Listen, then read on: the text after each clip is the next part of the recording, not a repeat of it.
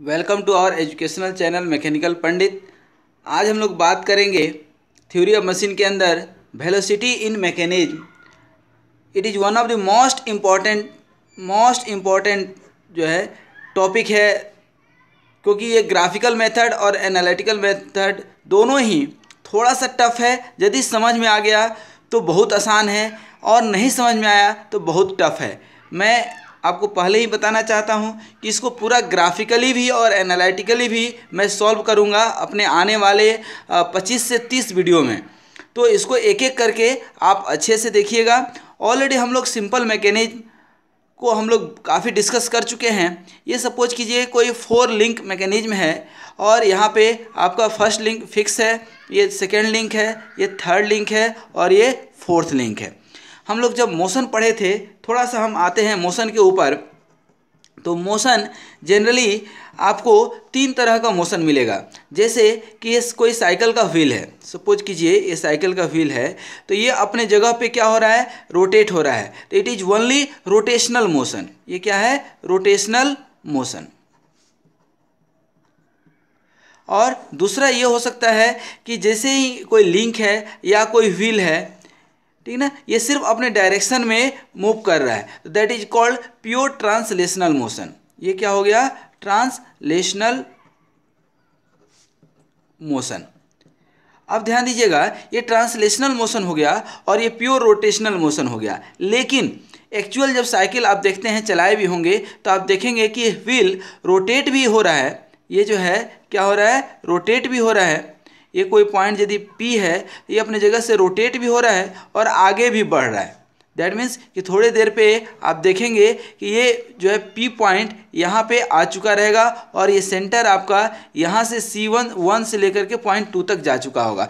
That means there is rotational as well as translational. That kind of motion is called complex motion और rolling motion.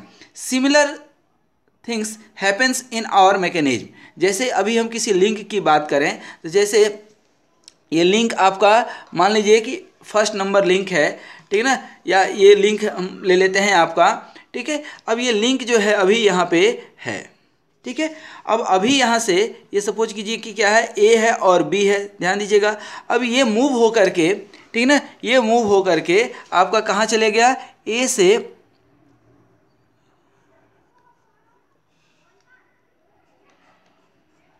मैं थोड़ा सा time लूँगा, लेकिन एक एक आपको चीज़ बताऊँगा with the help of compass and roller scale. अब ये क्या हो गया, ए डैश और बी डैश हो गया। तो ये क्या हो गया आपका, प्योर ट्रांसलेशनल। ध्यान दीजिए, ये क्या हो गया, प्योर ट्रांसलेशनल। लेकिन यदि यही आपका मूवमेंट यदि ए डैश बी डैश से ना हो करके थोड़ा सा यही मूवमेंट जो है आपका, ये जो है आपका थोड़ा सा ज़्यादा मूवमेंट ले ले, सपोज कीजिए कि ये जो है आपका क्या आ गया, यहाँ पे आ गया, ठीक है। तो अब ये क्या हो गया, ये मूव हो करके बी डैश क्या हो गया, यहाँ पे B1 डैश पे आ गया। तो ये एंगुलर मूवमेंट क्या हो गया, थीटा। तो यहाँ भी तो यही हो रहा था कि एंगुलर मूवमेंट और ट्रांसलेशनल मूवमेंट। तो यहाँ भी क्या हो गया, एंगुलर और ट्रांसलेशनल। लेकिन इस मूवमेंट में थोड़ा सा आप ध्यान दीजिए कि ये जो ए और बी है, तो ए तो अपने जगह पे है, बट बी कुछ ज़्यादा मूवमेंट लिया है। B has moved little bit more in comparison to A.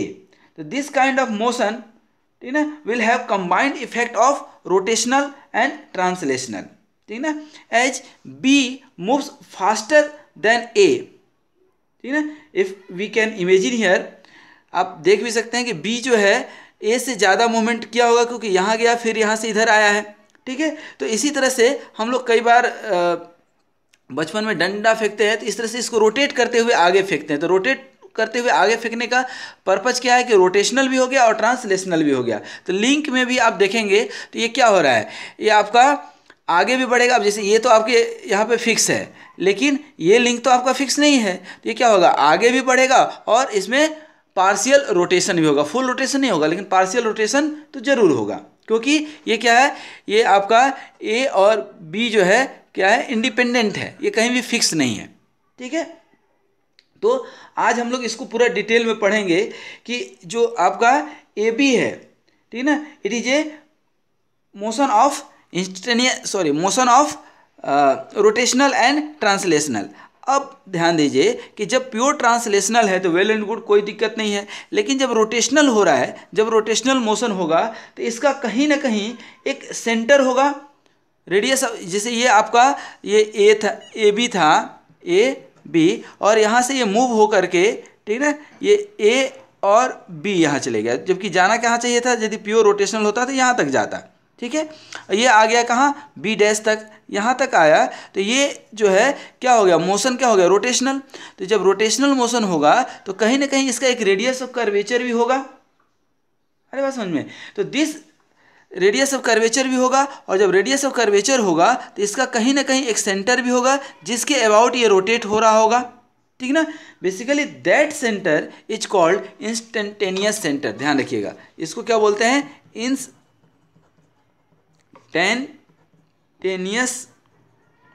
Centre, instantaneous centre. अब इस इंस्टेंटेनियस सेंटर या इसी को हम लोग सेंट्रो बोलते हैं, इंस्टेंटेनियस सेंटर ऑफ रोटेशन या सेंट्रो बोलते हैं, या इसी को वर्चुअल सेंटर भी बोलते हैं। क्या बोलते हैं, वर्चुअल सेंटर, ठीक है।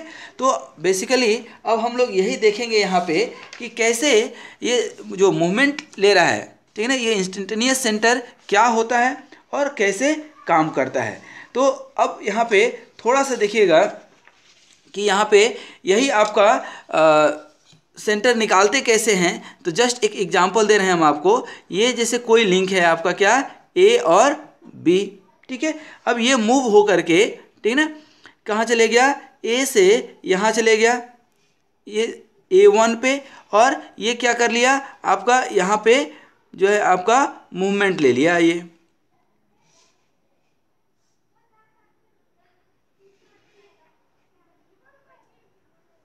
ये जो है यहाँ पे आपका क्या ले लिया, मूवमेंट। तो ये यहाँ से आपका मूवमेंट ले लिया, ठीक है। अब जब ये मूवमेंट ले लिया तो ये क्या हो गया आपका बी डैश, जबकि एक्चुअल इसका कहीं और आना चाहिए था। तो अब ये क्या हो गया, दैट मीन्स कि इसका मूवमेंट कुछ ऐसे हो गया, देख रहे हैं, ठीक है ना। तो अब ये मूवमेंट, इसका इंस्टेंटेनियस सेंटर निकालेंगे कैसे। तो basically instantaneous centre position of I must lie on the intersection of right bisector of chord A1 and B dash या B1। तो अब राइट बाइसेक्टर दैट मीन्स कि इसका मिड पॉइंट फाइंड आउट कर लीजिए, इसका मिड पॉइंट आप find out कर लेंगे, इसका मिड पॉइंट आपने फाइंड आउट कर लिया और इसका मिड पॉइंट आपने फाइंड आउट कर लिया। दोनों का मिड पॉइंट फाइंड करके आप क्या करेंगे, इसका राइट बाइसेक्टर आप ड्रॉ कर लेंगे, ठीक है ना, राइट बाइसेक्टर दोनों के बीच से परपेंडिकुलर, ठीक है। अब ये कर लिए, और ठीक यही चीज़ यहाँ भी करेंगे।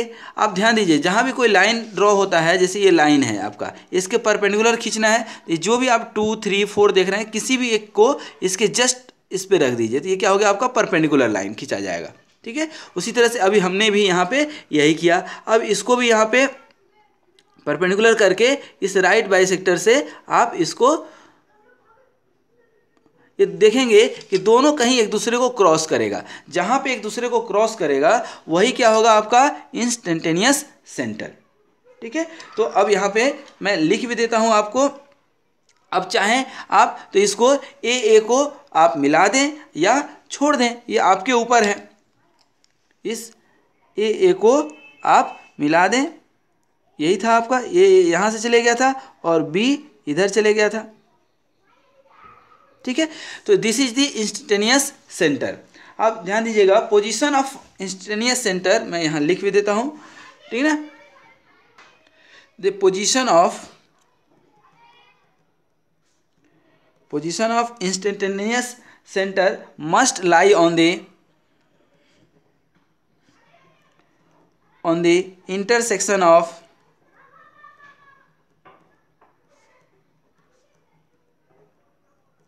right bisector of the chord। ये कौन कौन सा है, ए से A1 और बी से B1 मान लीजिए, A1 एंड B B1, ठीक है। तो बेसिकली ये इंस्टेंटेनियस सेंटर हम क्यों फाइंड आउट कर रहे हैं, क्योंकि अब आप पूछेंगे सर ये तो वेलोसिटी हम पढ़ रहे थे और यहाँ इंस्टेंटेनियस सेंटर कहाँ से आ गया। तो बेसिकली हम आपको बता चुके हैं कि ट्रांसलेशनल और रोटेशनल यहाँ कंबाइंड इफेक्ट है। तो अब कंबाइंड इफेक्ट में अब कैसे वेलोसिटी निकालेंगे, ठीक ना, इसका आप कैसे ओमेगा निकालेंगे, इसका कैसे निकालेंगे, ठीक ना, यह हम पूरा डिटेल में बताएंगे, ठीक ना।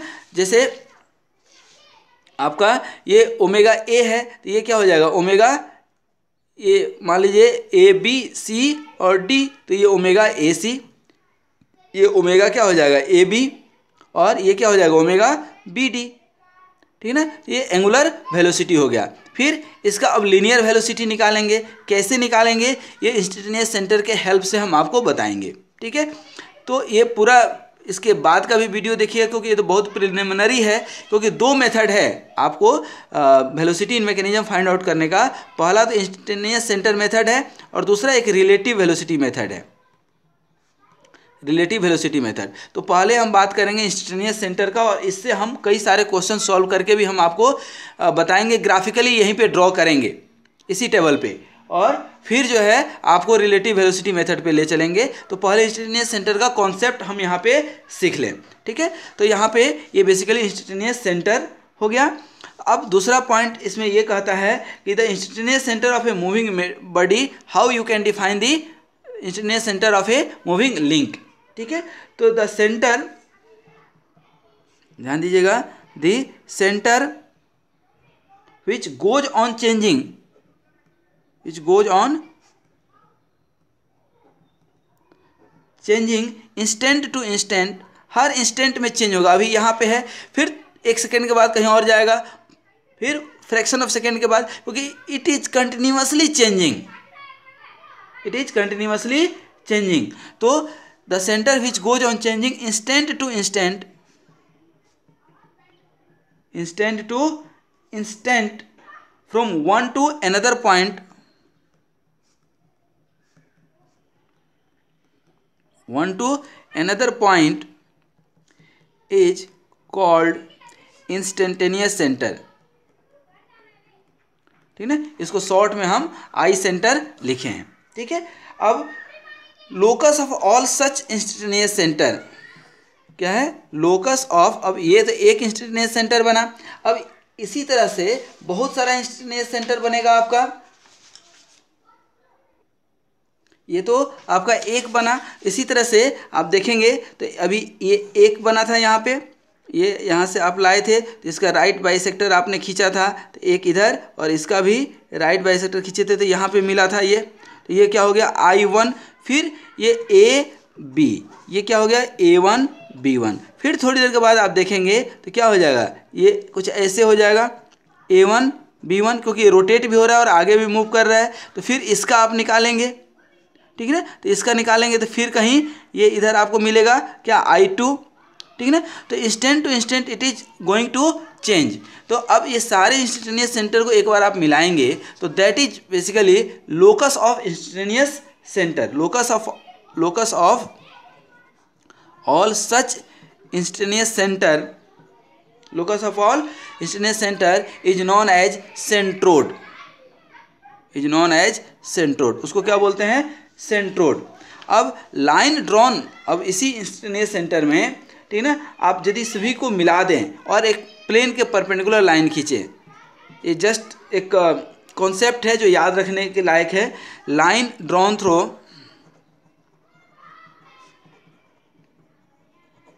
Line drawn through an instantaneous centre, line drawn through an instantaneous center and perpendicular to the plane of motion is called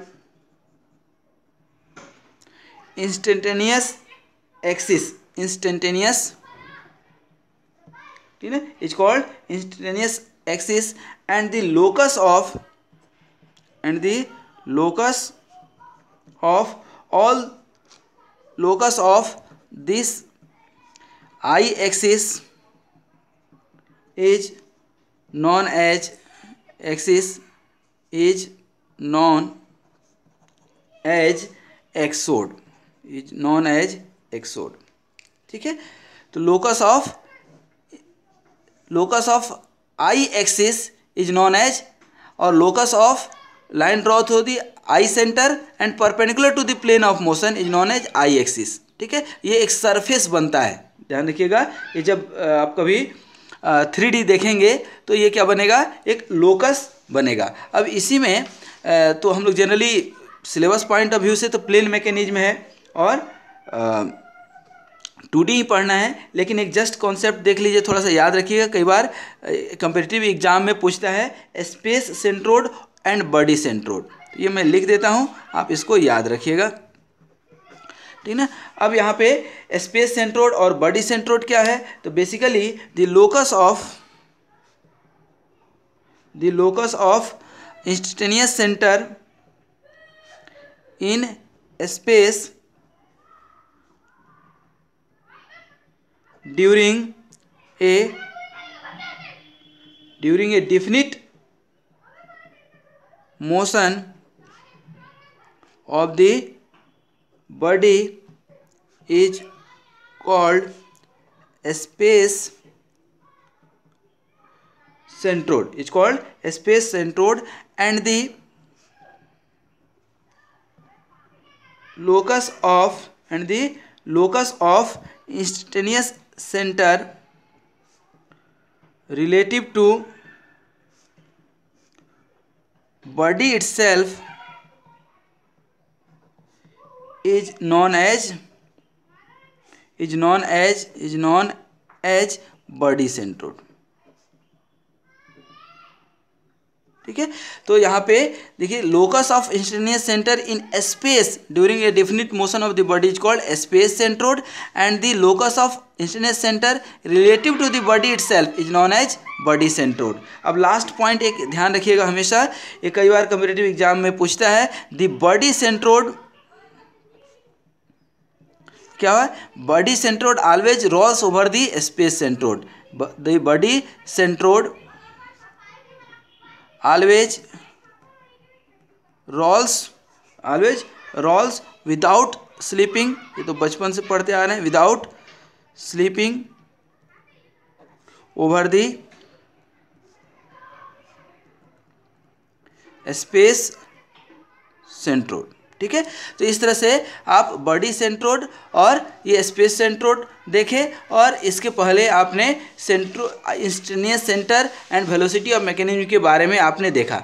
next video में हम इसमें how to find the velocity on a link, ठीक है, how to find the velocity of any point on a link with the help of instantaneous centre, ये हम लोग देखेंगे। तो आप नेक्स्ट वीडियो देखिए, उसका हम इसमें डिस्क्रिप्शन लिंक में डिटेल भी दे देंगे।